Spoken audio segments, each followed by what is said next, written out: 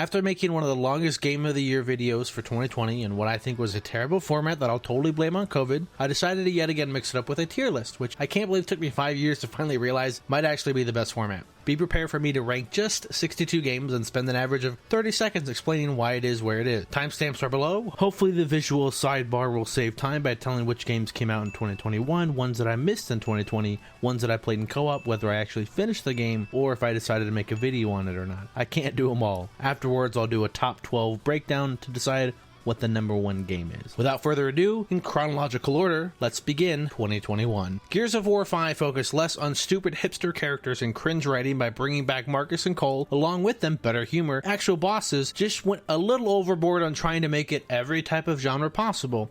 C tier. I suck at platformers, never really liked them, but the charm, music, and creative world I had in time brought me to love this game. A tier. Neo is a loot-driven Souls that I think has a better combat system that improves upon Dark Souls, just forgot to make unique levels, enemies, more than a fun few bosses, and most importantly, not 100 hours long, so I gave up when I wasn't even close to finishing. So D tier. The second in the Freebird Games universe, Finding Paradise focuses on making you feel and eventually cry at some point, a shining beacon in writing when others seem to fail. A tier. Studio Ghibli cutscenes, love those. JRPGs, hate those. Ni no Kuni still proves that genre sucks ass. F tier. I don't know which game is worse, Astroneer or No Man's Sky, but Astroneer feels more like a glorified tech demo. Someone just needs to take this and actually make a game from it. D tier. While Jedi Fallen Order is not the best Jedi simulator, the story was a surprise hit, so was the fun combat. The sequel can improve upon its exploration, bosses, and making you actually feel like a Jedi. Basically, just make Jedi Knight Academy copy that and you got a Game of the Year. So far, it's not, so it's B tier. I never thought playing the slime would be this fun. Sure, the platforming is weird, but you're a slime. Also, I can't believe how epic Moe Stray can be at times in some platforming, and especially the bosses. Easily A tier.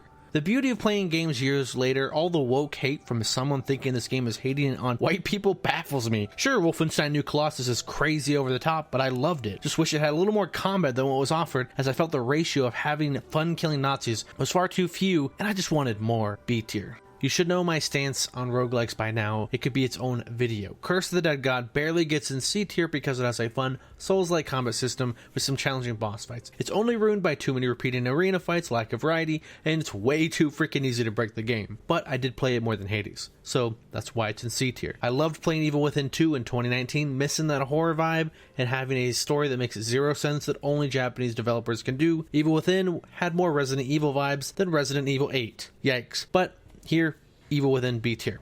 I'm glad Max Payne 1 was a huge success. I don't think it holds up as well. The character and writing definitely still do. Leave behind those torturous dream sequences. Combat was decent, but it's vastly improved with the Matrix mod, but I feel like it belongs in B tier. The quality in literally every single aspect from the first game to Max Payne 2 is absolutely insane. More focus on the man himself. Dream sequences don't suck ass. Combat is further improved with better AI and better level design. All this from a 2-year gap when it was released. I feel this is peak Remedy. Max Payne 2 is easily S tier. I wanted to see one of my favorite next-gen Xbox 360 games from 2011, Max Payne 3. Fanboy? You can mod the eye cancer filter out to let the nihilistic, most quotable anti-hero truly shine. I never skip any of the scenes with him. This is also peak Rockstar from an action standpoint that very few has been able to outdo in its 10 years since. Also S tier. If you ever wanted to roleplay as a troll, Spellforce 3 Fallen God is a game for you. It's basically a bite-sized CRPG and with a hint of RTS that kept me engaged with actually well-written and voiced trolls. I'm not trolling about the trolls, they are good trolls. C tier. Recommended by a friend, Resident Evil 1 was a treat to see the origin of survival horror and see how well it has actually aged if you just ignore the slow and tedious UI, which needs a complete overhaul. Also, it's got a laughably terrible story, but Resident Evil games never had well-written or voice-acted stories, so hey, at least the future ones keep that. They just forgot to keep the tense gameplay, interesting puzzles, and exploration. This goes into A tier.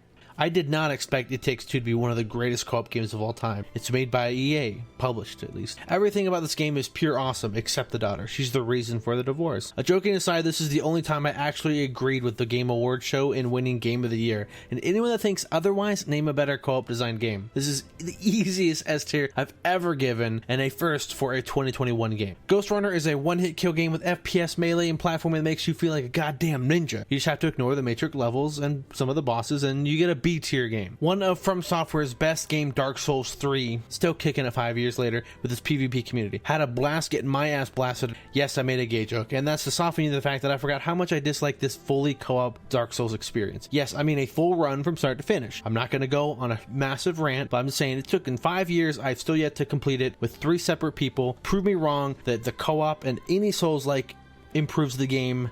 Meh. Wish developers would just evolve this instead of copying it, and Elden Ring doesn't look like it's going to change that. Dark Souls 3 as a whole is totally S tier material, but fully co-op brings just down a peg to A tier. Don't hate me. Resident Evil 2 Remake is peak for the series. The police station alone is a masterpiece. It does everything the first game does and makes it even more enjoyable, but it does lose that unique camera style, but it has the best post-game mode, the freaking hunk, dude. S tier game for sure. Can you make a bad modern boomer shooter? I've yet to play one. Does catch you shoot some weird demons while banging to some heavy metal tunes in cool and bizarre locations. It even has slow-mo. Easily A tier. A really short, Black Mirror-inspired, story-driven text adventure thing that offers little in terms of gameplay or choice, but has a very nice payoff that left me thinking and feeling kind of creeped out. But Stories Untold hinges on a plot twist and a slow start to be among the greats, so B tier. Ulea, made by a single developer that offers some fun fights and boss encounters with a cool magical spear, aka God of War, just hurt by everything outside the combat, brings it down to an alright game, which means it belongs in C tier. Another Cyberpunk game, and it's from 2017, it's Ruiner. The combat and amount of weapons and abilities was really nice, but it's let down by repeating level design, some lackluster bosses, a bland story, C tier. A Doom 2 mod that pushes what you expect from a total conversion mod. It's insane how great Blade of Agony is and what it can pull off in a Doom engine. Its campaign puts modern shooters to shame, and so it easily should go in S tier. Another story-driven walking simulator, but this time with weird comedy aspect, and I actually enjoyed it. What Remains of Edith Finch deserves A tier on that alone. Take the masterpiece Portal 2, add another dimension with a third portal and time travel to hurt your brain, keep the humor, and did I mention this mod will be hard? Yes, Portal Reloaded deserves A tier and only got outside help twice, so I actually feel pretty smart. Metro Exodus was the first Xbox Game Pass to convince me what a steal that service was, until I realized I don't care about playing games at launch or saving money. And most of the games I do end up playing, I don't even enjoy. And I just bought the DLC for this game and the game itself, so is Game Pass basically pointless? Yeah, I should probably talk about Metro Exodus. It's only let down by our team's stupid wife and a weak ending while still keeping that immersive gameplay kicking hard. It's solid B tier material. Speaking of why I bought Metro Exodus and replayed it, it's for the DLC. All the characters in this game were pretty much enjoyable, but god do I miss having a silent protagonist, as I just hated Sam's story just for him alone. Brings it down to C tier for that DLC. But Two Colonels also had a voice protagonist, but here it was done tastefully. It fleshed out that scrawny little kid from the base game and created a heartfelt father-son dynamic with light combat, but all of it was backed by meaningful story context. It even takes my favorite character, Colonel Miller, and gives him a speech and a send-off that is essential for anyone that loves the story of Metro and easily catapults this to the highest of the Metro series, A tier. Dying Light is a massive turd. I don't understand what people see in it. The start is challenging and cool, and the parkour is fun. Even enjoyed doing some parkour challenges. But then the loot number game sets in, the repetitive bland combat, lacking enemy variety, fetch quest mission design, lackluster progression, and guns. My god, why are there guns in this game? Did you learn nothing from Dead Island? Oh, please, somebody don't put guns in your freaking melee-based video games. This game was so bad it ended a friendship. That was a joke. I wish I was joking by putting it in F tier, though. After basically describing Dying Light as a Ubisoft open world game, I finally decided to try their last attempt at it with Immortal Phoenix Rising. As people said, it's better than their usual crap. I basically got duped into playing a modern Assassin's Creed game, but just with another reskin. I did play it longer than Assassin's Creed Odyssey's 5 hours, so I'll be nice and put it in an F tier. I think Journey to the Savage Planet is an average game, but one thing that propped it up from being in D tier was the humor sprinkled in throughout the game. I literally just made a video of just the ads. I don't know why they had combat, as it was pathetic and should have just focused on exploring, which is what it did well. It just felt lackluster overall, and especially in the ending, but it did allow social gaming, so I guess I nudge it into C tier, or else people will start thinking I hate co-op games. That's a topic for another video. After Outer Wilds last year and Portal 2 Reloaded this year, I felt I finally could tackle Return of the Obra Dinn, as I thought I would be too stupid to try this horror mysteries detective game. I'm glad I did, because you feel so damn smart figuring out how everyone died. My only shame is not capturing it all. I would do this game a disservice if giving it anything lower than S tier. Hey, another card-based roguelike. I wonder how this will go. Oh, but it's made by that wonderful developer Clyde. Okay, I like their Mark of Ninja. I like Invisible Ink. Okay, Don't Starve. Oh. no oxygen included, and now this Graphomania game. Wait, I have to manage 2 decks? Wait, with how many keywords to learn? Oh, and it's not even replayable? Oh, huh? I think I'll stick to Slay the Spire. Griftlands is D tier. I have many fond memories of playing Resident Evil 5 back in 2009 with my sister, so when Grant hadn't played it before, I wanted to see if it still held up. Actually, not that bad. It keeps the cool combat from RE4, along with the stupid story, but as a co-op Resident Evil game, I actually enjoyed it. It's actually well-designed co-op. What? So much that I would easily put it in B tier. It's rare an instance where it's better in co-op than single player, but it had issues with a lot of bosses glitching out and forcing restarts, over-reliance on QTEs, a lot of cutscenes that also start the trend of forgetting what makes a Resident Evil actually fun. So it does go in C tier. God, I hope the next entry doesn't take all the negative aspects and amplifies it. Even going in knowing Resident Evil 6 was the lowest in the entire series, it was still worse than my lowest expectations. It starts off decently good, actually enjoyable, but very quickly plummets into a broken, early access, cringe, fan-made, worst writing plot conveniences ever created by mankind. That luckily I captured the entire experience and memed some of it. And you can tell even from not just our reactions, but even the videos and how much effort I put into making them. They don't put effort in, I don't put effort in. At least I immortalized our experience with the game. It is the lowest of F tier, and I think it's also the lowest point of gaming in 2021 for me. At least I had Grant to endure the pain with, but even we couldn't stomach it and gave up after finishing Chris's campaign. As a wizard main in every game, I jizzed my pants when I first laid eyes upon Noita, but it's ruined by basic game design made painfully aware with its roguelike repetition. The most baffling is you can't edit your fucking wands outside of stores in a magic experimentation game. I gave up after a good dozen runs, but then I went back, modded every issue I had thanks to the smart community. So it goes from what I would have initially given it D tier all the way up to B tier. Thank you, unpaid modders, for fixing this diamond that was just covered in a little shit. Last year's game of the year, Winter Doom Eternal, did a lot this year to come back and continue playing, beating it on the hardest difficulty, Nightmare. Also trying to beat the master levels on Nightmare, which is insane and literally made me sweat like no other game I've had just to beat them. Some I didn't even beat. They released a horde mode, even had some fun in the PvP, which is weird after 5 years of not playing a 100% skill-based PvP game. It was actually rough, but still fun. The final DLC got a little hate for what made it probably one of the worst boss fight endings in existence, and a complete sucked ass, but the rest was dope as hell. It's the core Doom Eternal combat loop. That one final boss brings what would be still an S tier game to an A tier. It's that freaking bad. Ooh. My personal biggest disappointment of the year was Back 4 Blood PvP. My true competitive love for asymmetrical games came from their Left 4 Dead series, and most successful in the genre, and I've played and enjoyed many since, despite having smaller communities. And even their return with improving Evolve with its 2.0 release wasn't enough. I thought, hey, they learned from their mistakes there, improved it. They clearly know how to start this game off well. But apparently all their core team with any creative balance and overall just smart developers that understand how to make an asymmetrical game fun and not just a circle battle royale esport kind of trash dumpster fire, added a car system that they even said doesn't allow them to create all that we wanted. Basically Left 4 Dead 3, you know, the PvP that we've all grown to love. I guess I'll have to pray and hope that Vermintide can give us that asymmetrical PvP campaign experience that was lacking in the industry. Until then, I just think the PvP aspect of Back 4 Blood is all I cared about, and with this rage, I have no problem putting it in an F tier, even if the game as a whole isn't that terrible. It's just Fallout 4 all over again. Always looking for that next Souls-like hit, Mortal Shell, which you can tell is made by passionate developers, just lacking the budget and knowledge to go toe-to-toe with the greats. But despite its bland level design, broken balance, and hit-or-miss bosses, the atmosphere and combat carried to the point where I actually played it twice and enjoyed it because of it. But it doesn't prevent it from being in C tier. If you want action with guns and kick-ass bosses, don't get Hunt Showdown, get Hunt Down. It's not that confusing, it's a 2D side-scroller, S tier. Hey mom, can we have Call of Duty Zombies? No, we already have it at home. That's basically Zombie Army 4. D tier. After Resident Evil 6, we finally got a decent co-op game with Operation Tango, where it takes two to communicate, as I hacked and Grant played as a black woman. B tier. If Jet Lancer was renamed to Top Gun the video game, I bet a lot more people would have known and bought it. Sadly, Jet Lancer will fly under the radar for most people. B tier. You want a Gabagool? Then get Gabagool. Mafia is a weird game where it's open world and you really can't do anything in it except play linear missions with characters that fans of Gabagool will love. Play for the story, not the gameplay. C tier.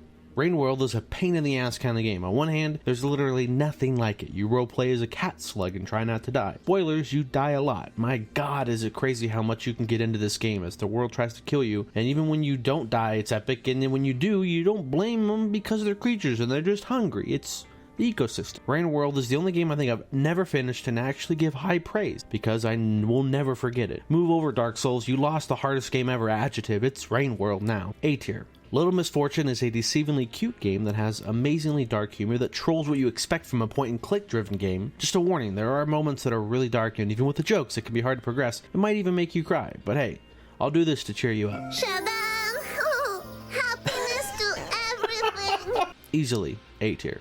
Probably the shortest game I've ever played, clocking in at only an hour and a half. A short hike is just about exploring around a mountain with nice flapping progression. You meet and enjoy all kinds of animals along as you fly in this wholesome little world. This is a very good game if you need to relax as you get high, or up the mountains. How can I not give this A tier? Speaking of exploration, the masterpiece has returned Outer Wilds, but this time with some new DLC, Echoes of the Eye. It's hard to follow up on something so amazing and actually deliver. Just ask Last of Us 2. But here, Outer Wilds DLC actually delivered, and I was so fucking happy, I decided to record the entire process as I didn't in the original, as you can only truly experience the game once, and you can either relive it through streamers and laugh as they fail. S tier. I can't believe no one talks about Everhood. Sure, people easily toss it aside from looking at it and say, yeah, it's an Undertale-like clone. But the fact that you get to play through an entire concert of a wide range of music through these epic boss battles that might seem simple, but you feel badass and it's really freaking cool. And it's music tied to gameplay. It gets hard and fast for the secret ending bosses, especially that I had to, for the first time in my life, decrease the difficulty to baby mode. S tier. I always say never pre-order, but I got Imposter Factory the second it released, as it's the third entry in the Freebirds cinematic universe of making a grown man cry, laugh, and rethink his life. S tier. Death's Door has the unfortunate time to be played in the middle of all these wonderful games, but that doesn't excuse it from the fact that this game has a hard time deciding what it wants to be. A baby game with lackluster exploration and enemy variety, or a game with challenge and some creative bosses. It was a weird mix, and I don't get the praise from a lot of the internet. It rarely does anything unique or challenging, except the final two boss fights. That was some dope shit. It does have some youthful charm, which might explain why it's so easy, but why make it tedious to get the secret ending? C tier. Crosscode and New Home, the only JRPG I've ever enjoyed, and this is only DLC. S tier. After 2017's Call of Duty World War II base zombies map, I think being peak in zombies design, Black Ops 4 completely sucking ass, Cold War Zombies was finally given a chance to shine, and I think the new peak is definitely here, with Mauer Tone easily being the best map in all of zombies, with its Klaus questline and the whole nuclear bomb and the boss fight. Then I would put Firebase Z below that in A tier, because the quest has some tedium in it, and they reuse one of the Wave 30 bosses for the finale, and it's like, come on, don't do that. Then Forsaken is further below that in B, because it didn't have an overall interesting questline, and the final boss is just a static snooze fest, which I think as a whole would average Cold War Zombies into A tier, even despite I know every map in this game is ripped directly from the campaign and changed a little bit. We'll get more on the campaign later. I give credit to even trying Weeb Diablo, aka Lost Ark to Crosscode. This is just the beta, and I want to say that I hope this MMO can prove to me that I can finally play one. The last one I played was Toontown as a kid. Yeah. It's basically Diablo 4 with more grind and a lot of content and UI. I wasn't fully impressed, but I will say I only played 4 hours. I just really hope to try the actual social aspects of an MMO when it fully releases. Hope to see it move from my first impression of C tier. The only game I was aware of last year and was hyped for and actually delivered, Riftbreaker, has action that makes me cream my pants as particle effects and death happens on screen as I build my base up to slaughter the women and children. Aliens, of course. It only falls short of being near perfect with some repetitive missions and a lackluster ending, but overall could not be any lower than A tier. I played the demo of Unmetal and was hooked instantly within the first 10 minutes. Unmetal made me laugh not just from the great writing, but the gameplay too, which is hard to pull off. Oh, and it's supposed to be a stealth parody game of the Metal Gear Solid franchise, which I haven't played, and it doesn't focus on pandering to that game or the fanbase, and instead stands on its own. Definitely A tier. Games like Ender Lily is why I gamble on the games where internet says are great.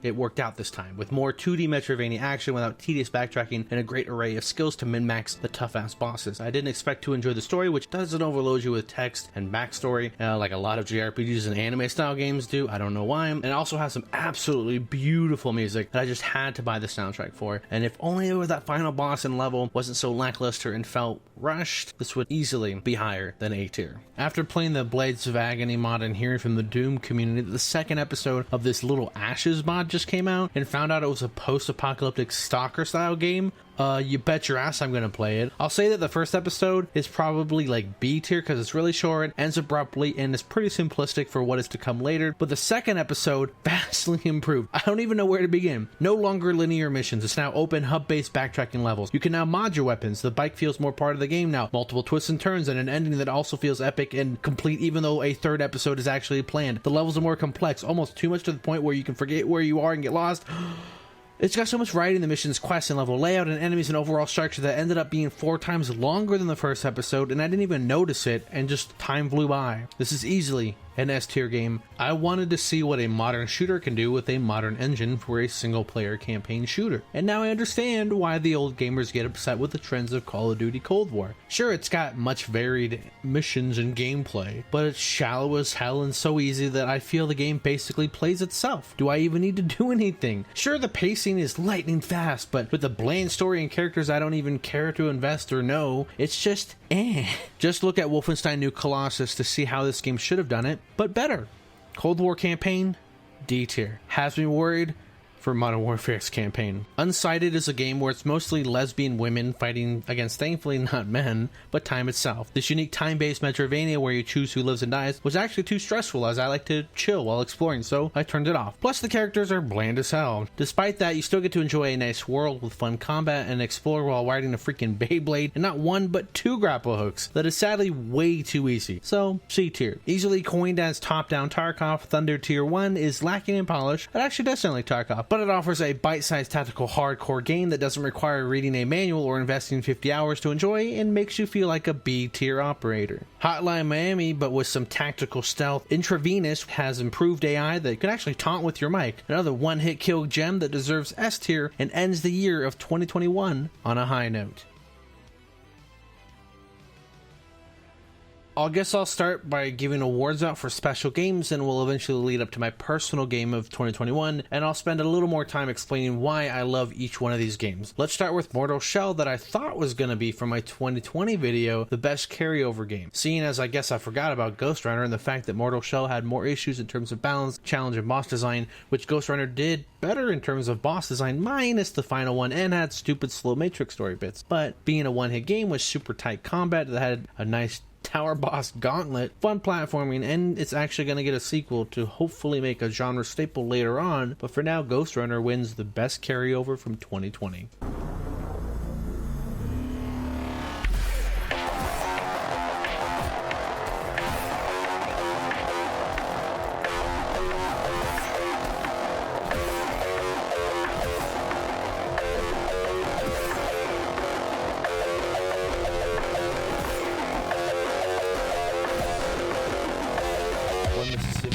I wish there were more comedy games. I feel it's becoming a lost art form nowadays, and it's very subjective as well. I'm not talking about games that have just funny banter between characters or a goofy villain or co-op shenanigans like Magicka or Overcooked. I mean, it's a core aspect of the plot, writing, as well as a part of the gameplay. With so few, I can name Portal 2, South Park Stick of Truth. I mean, it was a huge reason Journey to the Savage Planet was actually enjoyed. Otherwise, it would have sucked. I was lucky to also play Little Misfortune this year, so it kind of seems odd to say rare, but the game is 2 years old, and even comedy movies are basically gone. I don't think I've ever laughed so much in a video game, and I love that the dumbest stuff happens and it plays it straight as hell at times to make it even better. And I can't wait in a few months when the video finally comes out and I forget the jokes and I get to relive it again. So I'll give Unmetal the Comedy Game Award. Kill or be killed.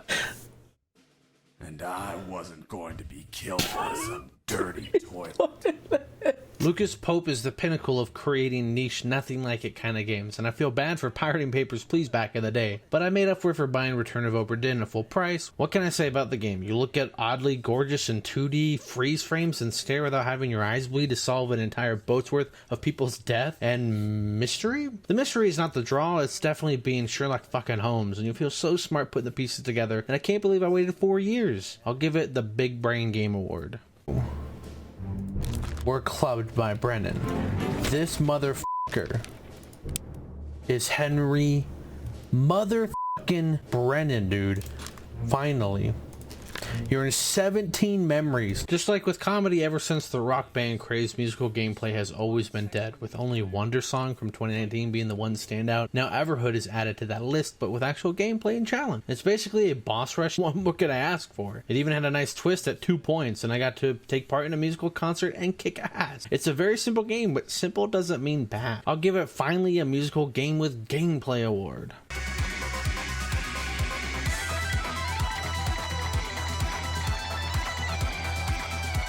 Ooh, that guitar riff. Speaking of boss rushes, I never grew up on the old Contra style games, but Huntdown is in the genre, but modern so it doesn't suck. I don't know if that's to offend 90s gamers or praise this game. I also love the fact that this is one of the few games that ever keeps the challenge always going up, and actually gives me stats to make this freaking graph. Huntdown gets Best Bosses Award. I'm not a huge fan of video game writing, and it's one of the weakest aspects of the video game industry. It's not helped that it's really hard to sell that in a trailer or gameplay footage, so I don't necessarily blame them. But Imposter Factory is helped by having this wonderful world where the main character uses a device similar to an animus, but lets them go into their own mind, usually right before death, to focus on life choices, its ups and downs, and carries heavy themes about family, job struggles, working through a relationship, and a lot more that will in time make you feel for these characters and eventually use that to break you down. Fans know what to expect, and they still throw those emotional punches that hit hard. Imposter Factory gets Best Story. Every time, dude. Every time. You do this with every single game, dude. It's insanely hard to follow up on a game that sets the bar so high for itself and the genre as a whole and actually deliver. Just look at The Last of Us 2. Outer Wilds' Eyes of the Echo DLC keeps the peak exploring puzzle gameplay that is perfect from the base game, but within a ship that actually, with hopefully cryptic spoiling, offers something out of this world that lets you feel like Mr. Anderson meeting Alan Wake's flashlight. I can't believe they actually did the impossible and made more Outer Wilds, but different and scarier? I want to give it Best Non-Combat Game. What the? Whoa, dude! I'm not a huge modder, and I don't like to use them to basically fix and enjoy games like Fallout 4 and Noita. I also don't have the patience for load order like in Skyrim and tinker with all that crap. So I usually default to either using Steam with a simple button press or download a Doom wad and run it. Blade of Agony is a full-blown campaign that you would expect to actually pay money for. It has an interesting plot that lets you go from basically being Indiana Jones, then infiltrate a blimp, then drive a freaking tank into the front lines, then goes more occult towards the end fighting Nazi zombies and demons with a He-Man sword while having a simple yet fun story, all while keeping the classic Doom style gameplay that is timeless. I attempted to actually voice act the story and really got into the game and tried to make a fun series from it. It's a linear shooter campaign, something that is feeling more distant with the current game trends, all while using the Doom engine and pushing it to the limit. Give these guys a studio and funding to make the next major shooter franchise. They definitely have the talent. It's amazing that a mod is out doing the best in the business and basically for free. Blade of Agony deserves Best FPS. Oh, don't have text up there when I'm about to head in. I'm on your left? Yeah, you're on my left ass, dude. You're a f***ing liar, dude.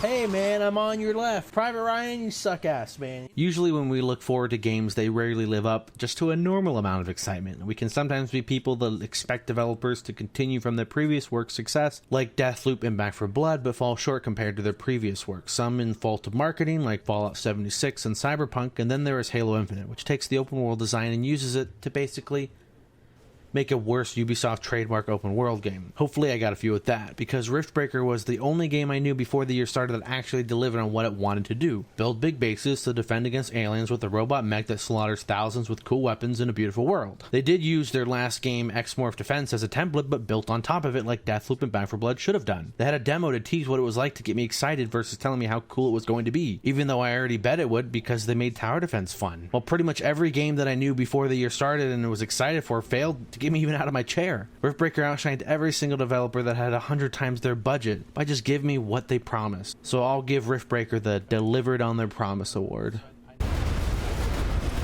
A building has been destroyed. Huh?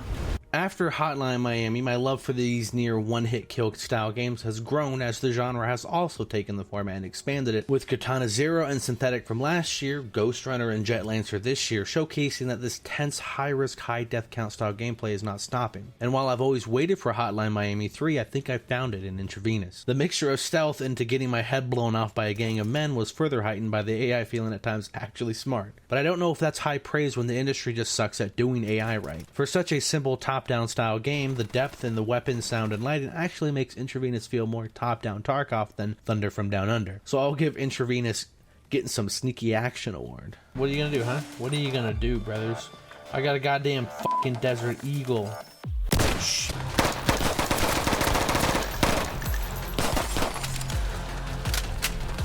It was a prank. I didn't mean to. Come on, stop,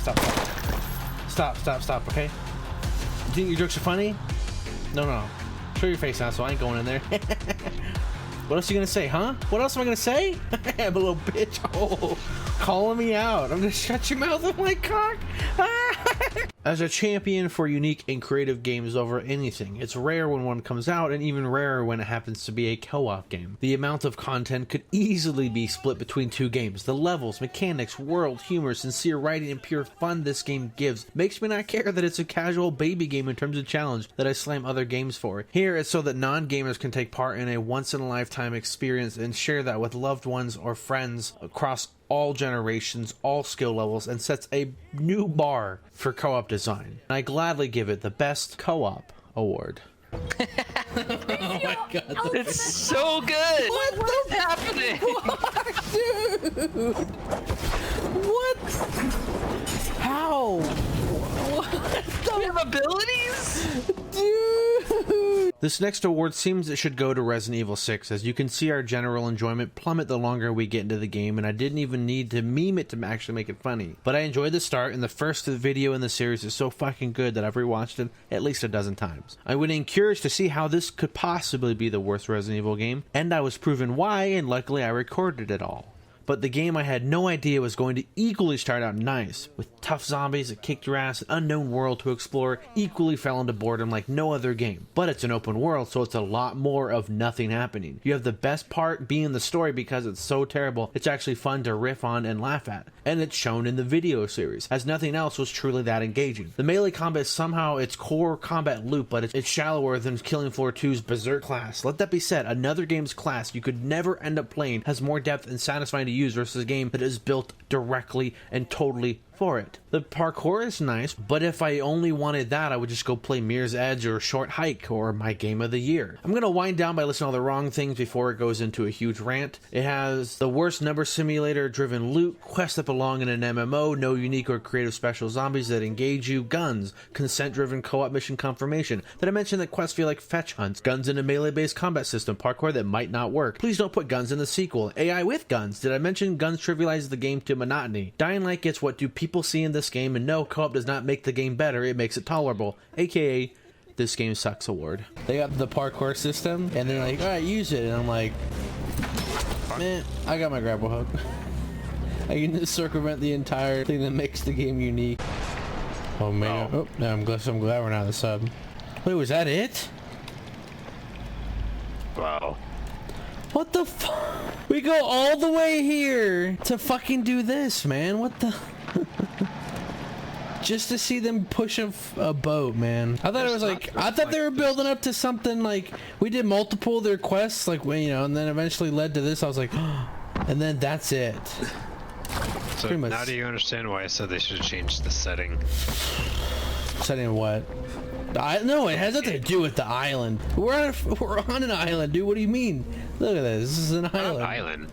The setting wouldn't fix the problem with what the hell just happened there. Looking at all of their games and the made-up award titles I give them makes me glad I didn't do another award-style video like last year, as this one game would probably pretty much clear the board. A game that has a wholesome set of characters that you get to enjoy a journey together with. It has some of the best puzzles with completely new mechanics since its last game entry. Exploring and parkour facilitated by its great level design and fun secret hunting. Combat that is simple at first but can be mastered, something I couldn't even do, with weapon arts that feel and look insane to kill all manner of cool looking creatures and players. Quests that have you do all manner of stupid tasks that end up actually being pretty cool, like tracking down a hacker, crafting beer, helping out a noob that's too low level, glitching through a wall to get to early access content, or just getting cute pets after you fight previous console exclusive bosses. Oh, and did I mention it has some of the best bosses, and there are so many, with one of them being the best I've ever seen. The game never lets you down by hitting you from every facet of excellent game design that I demand to get this title. And back in 2018, then Crosscode says, hold my beer, I'll make a solo MMO RPG with interesting characters,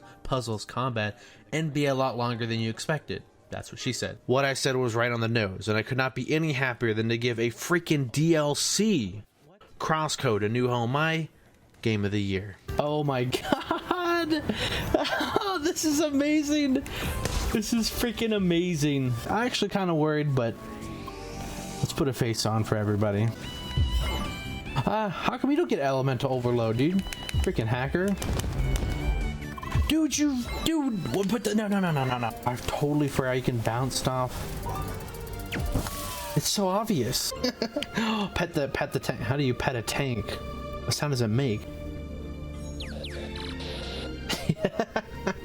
See the bus, but how do I get, oh, I jump on from here. And then I jump on it there. I knew he's gonna get banned. Get actually destroyed. Nope, no. Just to open the door to the freaking dungeon is a puzzle in and of itself. Come on, oh my god, no way. That's gotta be it. Dude. That boss fight is probably one of the coolest boss fights ever. That was dope as hell. Whoa, dude! You actually said a full sentence!